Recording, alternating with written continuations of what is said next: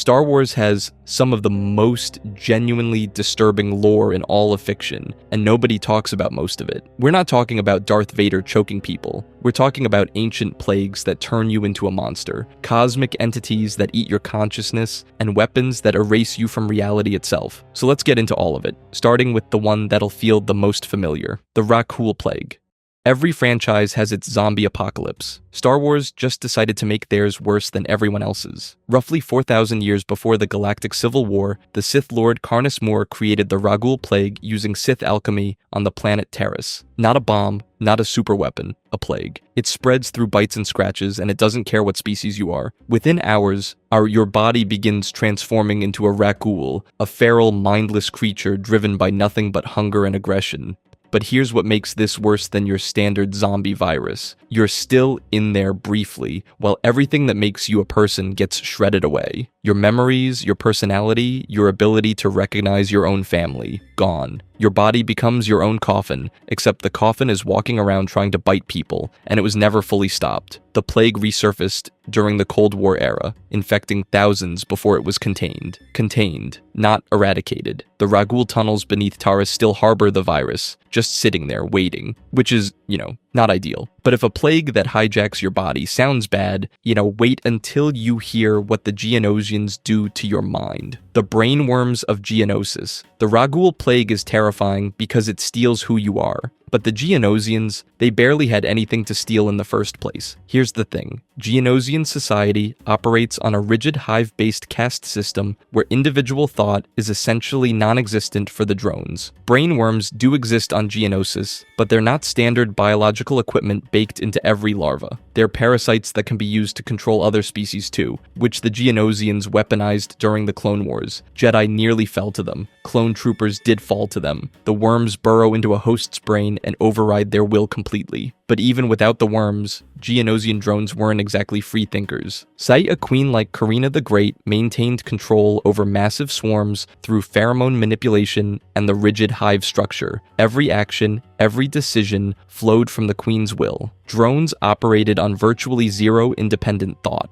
Not suppressed will, not overridden will that barely developed in the first place, and that's the part that should genuinely unsettle you. The Rakghoul Plague takes a thinking, feeling being and turns it into a monster. That's horrifying, sure, but at least there was somebody there before it happened. Geonosian drones look sentient. They build things, they communicate, they wage wars. But every single action is a queen's command, filtered through a hive caste structure designed to eliminate individuality. And they're biological robots wearing a species designation, which raises a question nobody in the Republic ever bothered answering. Can you commit atrocities against something that was never truly alive in the first place? The Empire certainly didn't think so, and what they did about it makes the brainworms look gentle. Project 71A, the Rakghoul Plague is terrifying because it's ancient and uncontrollable, a force of nature, something the galaxy stumbled into and couldn't stop. Project 71A is terrifying because someone sat down at a desk, filled out the paperwork, and built it on purpose. The Blackwing virus was a classified Imperial bioweapon developed aboard the Imperial Research Station Empirical, and it did exactly what you think a weaponized plague would do. Infection reanimated dead tissue, turning corpses into hostile, to mindless creatures, not alive, not conscious, reanimated. Your body keeps moving, but you're not in it anymore. You're just a thing that attacks whatever's closest, and the Empire developed it with clinical detachment. Test subjects, contained environments, cross-species experimentation. The virus could reanimate virtually any dead organic matter it came into contact with. The hosts didn't survive in any meaningful sense, they just kept moving while the virus puppeted whatever was left. Here's the part that makes this worse than any natural plague. The virus eventually broke containment aboard the Imperial prison barge Purge. Hundreds of prisoners and crew trapped on a single ship with an outbreak nobody understood. You wouldn't know it had spread until the dead started getting back up.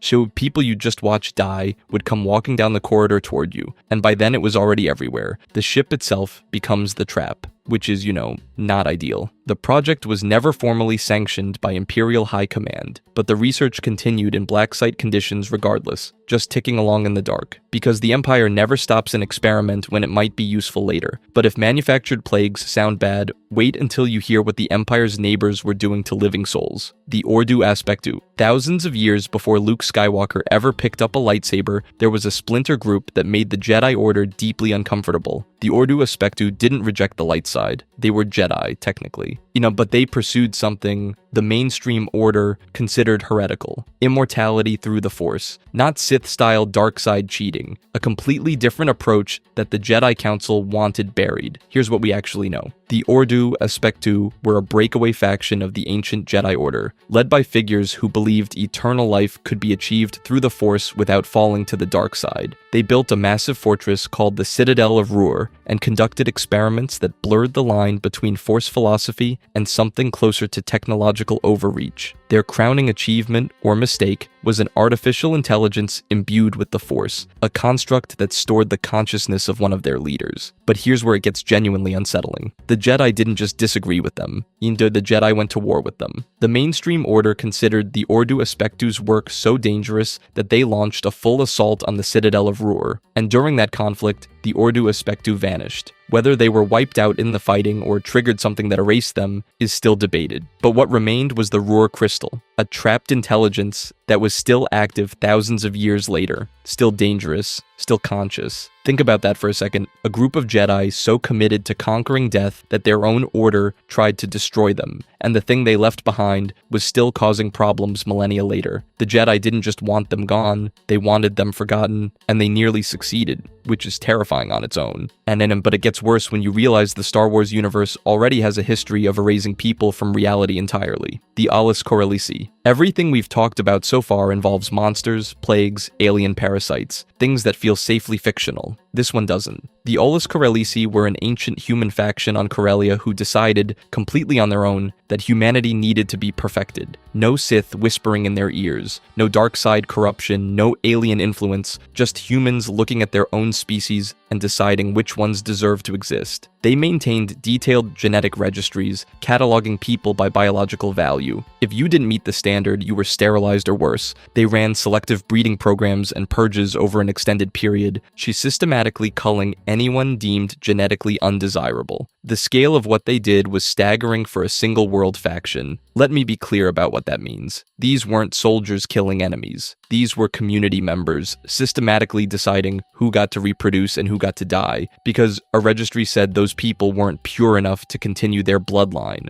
All in the name of creating a perfect human lineage, which is, not ideal. Here's what makes this one sit differently. Modern Corellian culture, the culture that produced Han Solo and some of the most beloved characters in the franchise, grew directly out of this history. The Alus Corellisi are part of Corellia's deep past, woven into the founding story of the planet's civilization. The parallels to real-world eugenics programs aren't accidental. Star Wars writers put this in the lore deliberately, embedding genuine historical horror into the backstory of one of the franchise's most iconic worlds. The galaxy has no shortage of monsters, but sometimes the worst ones don't have claws or tentacles. Sometimes they just have clipboards and ideology. But if humans doing horrible things to each other bothers you, wait until you hear what the Sea Rook do to the people they capture, because death would be a mercy. The world between worlds. Everything we've talked about so far has been grounded. Horrifying, sure, but grounded. Creatures, plagues, humans doing what humans do. This is different. This isn't a thing that exists in the Star Wars universe. This is a place that breaks the concept of existence itself. The world between worlds is a mystical plane outside normal space and time, connected to the Force itself. Through it, portals open onto moments across the timeline, past and future, laid out like doorways along an endless pathway.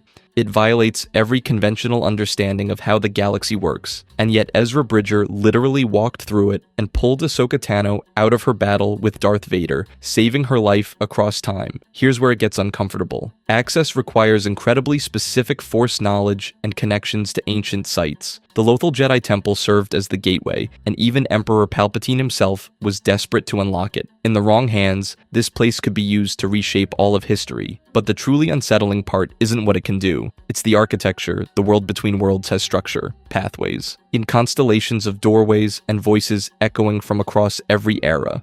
Something or someone designed this place, and nobody, across thousands of years of Force study, has ever identified the architect. The connections to the Mortis gods suggest this place predates any organized Force tradition by eons, before the Jedi, before the Sith, before any civilization we have a name for. Now think about what that means. If time-bridging dimensions are real, accessible locations, then free will is philosophically incoherent. You could pull someone out of their own death and rewrite the timeline without consequence. Reality itself becomes a suggestion rather than a rule. Fans still haven't fully processed what Ezra's trip through this place actually implies. And honestly, if you think a dimension that unmakes the meaning of existence is bad, wait until you meet the thing that eats stars, the SSI Ruvian Techment. Everything else on this list is horrifying. This one is something different. This crosses into genuine nightmare territory, and I need you to actually sit with it for a second. The Psy-Rook are a reptilian species from the unknown regions that developed a process called entekment. Here's how it works. They extract your life energy, your soul, for lack of a better word, and trap it inside a mechanical shell, a battle droid, a ship component, a weapons system. You become military hardware, but you don't die. You don't go unconscious. You don't fade away. You remain aware. You're powering the machine with your life force, trapped inside circuitry that converts your energy into operational fuel, and the process is agonizing. And victims experience tremendous pain during and after the transfer. You're not peacefully sleeping inside a droid. You're burning alive inside it, conscious enough to know exactly what's happening, and there's no rescue. The life energy degrades over time inside the machine. You slowly drain away, fully conscious, until there's nothing left, which is somehow worse than permanence. You get to feel yourself disappearing.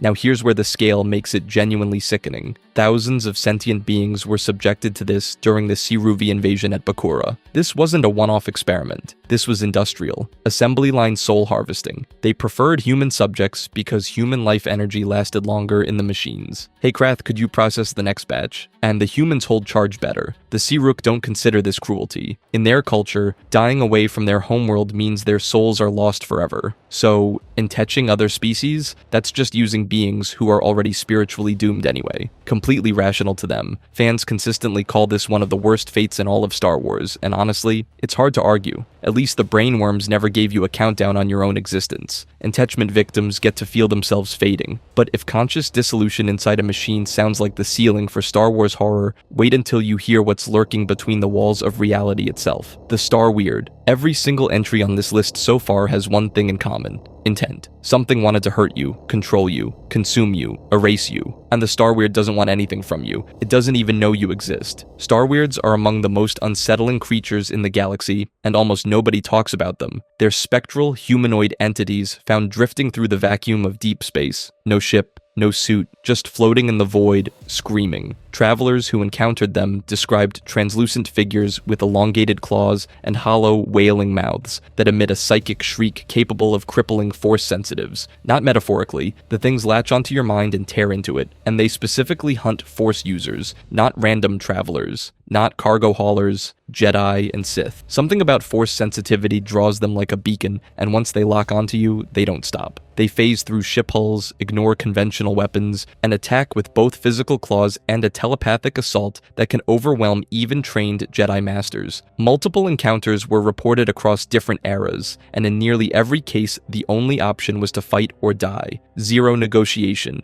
zero reasoning, zero understanding of what they actually are. Here's what makes this different from everything else on this list. The Rakul Plague was engineered. The Sirook made a deliberate choice. Abeloth hungers with something resembling consciousness. The Star Weird operates on something closer to pure predatory instinct. It hunts because that's what it does. Assigning morality to it would be like getting angry at gravity. The entire Jedi-Sith conflict, the light side, the dark side, thousands of years of philosophical warfare over the fate of the galaxy, and these things treat all of it as a dinner bell. They don't pick sides because both sides taste the same. Their origin is unknown, their nature is unknown, nobody knows what they are, nobody knows where they come from, and nobody has ever captured one to find out. But if a creature that hunts Force users through the void feels incomprehensible, wait until you hear about a weapon that eats reality itself. The Nihil's Nameless. Every weapon we've talked about so far kills you. The Leveler does something worse. It kills the proof that you ever existed. The Nihil faction unleashed a creature that doesn't operate like any weapon in Star Wars. No lasers, no explosions, no planetary destruction. The Leveler is a living entity, something ancient and barely understood, that targets Force-sensitive beings specifically. It doesn't just kill them, it petrifies them, turning living Jedi into husks of light and powder, their connection to the Force ripped away so completely that even the Force itself seems to forget they existed. A single deployment could break an entire Jedi outpost. And I don't mean it overwhelmed them in battle. I mean it reduced powerful, trained Force users to calcified statues, their expressions frozen in terror. The knowledge they carried, the connections they held in the Force, the living legacy of their training, all of it snuffed out in seconds, gone in a way that Gon doesn't even begin to describe. But here's where the real horror kicks in. Other Force users can feel it happening. That's the part that breaks your brain. Jedi across the galaxy experience the psychic shockwave of their fellow Force wielders being hollowed out. And you feel someone you know being drained of everything that made them alive, their presence in the Force collapsing like a star winking out. And what's left behind isn't a body you can mourn. It's a brittle, empty shell that crumbles at the touch. You become a person whose allies are officially just dust. And the worst part? There's no defending against it through conventional means. Lightsabers can't fight it. The Force can't shield you from it. The Leveler targets the very thing that makes a Jedi, and devours it. Some fans argue this makes it the most terrifying weapon ever conceived in the entire franchise, and honestly, I don't know how you argue against that. The Death Star destroys planets. The Leveler destroys what it means to be a Jedi at the most fundamental level. Death is mercy compared to this. Yo, at least the dead leave behind something recognizable, and if you think draining someone's connection to the Force is the ceiling of Star Wars horror, wait until you meet the entity that doesn't just consume you, it absorbs you. The Abeloth entity. Everything terrible on this list exists inside Abeloth. The body horror, the erasure of personhood, the sensory prison, the reality manipulation, the cosmic indifference, all of it, rolled into one entity that is also aware, also hungry, and also growing. Abeloth predates the Sith, it predates the Jedi, it predates current galactic civilization by hundreds of thousands of years. She was once the servant, a mortal woman who lived with the ones on the planet in the Maw, the father, the son, and the daughter.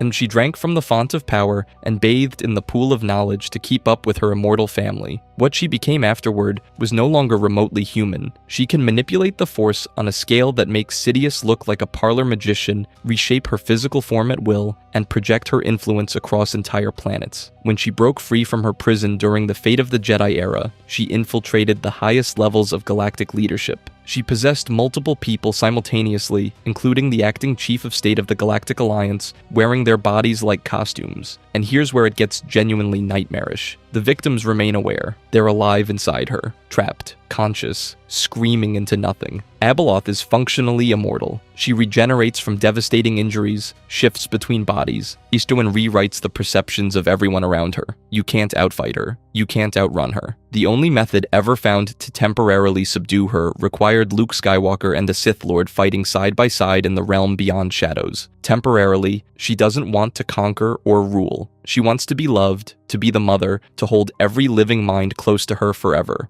Your consciousness, your awareness, your ability to think and feel and know you exist, that's what she craves. The most disturbing idea in Star Wars isn't a weapon or a plague. It's a thing that wants you alive and aware inside it forever. No rescue, no death, just you, conscious, belonging to something else for eternity, which is, not ideal. If you enjoyed this video and want to see more, click the video on the screen now.